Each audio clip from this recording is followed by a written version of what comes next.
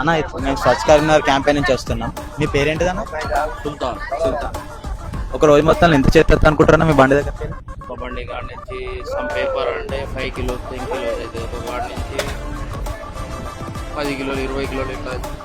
మీకు ఇప్పుడు ఇదంతా ఉంటుంది, ఈ పండ్ల చెత్త ఇవన్నీ వేస్ట్ మేనేజ్మెంట్ వేసుడు, మీకు ఏమేమి కష్టం అనిపించలేదు అన్న ఇప్పుడు? पूरा एक जगह कुप्पा करके रखे तो म्यूनसिपालिटी वाले आके लेके जाते. ఎందుకంటే మనం దాదాపు దీంట్లో డ్యామేజ్ వెళ్ళి ఆవులు మేకలు సదత వాళ్ళు ఉంటారు కదా, వాళ్ళు డైలీ వస్తారు. ఇప్పుడు కరీంనగర్ చుట్టుపక్కల ఈ అలుగునూరు ఉన్నది, మన ఈ తీగలగుట్టపల్లి, మన రామ్నగర్ వాళ్ళు చాలా మంది ఇక్కడ డ్యామ్ ఎల్ఎండి వాళ్ళు వస్తారు, వచ్చి మొత్తం తీసుకెళ్తారు. దాదాపు డ్యామేజ్ అయినా అయితే వాళ్ళే తీసుకెళ్తారు.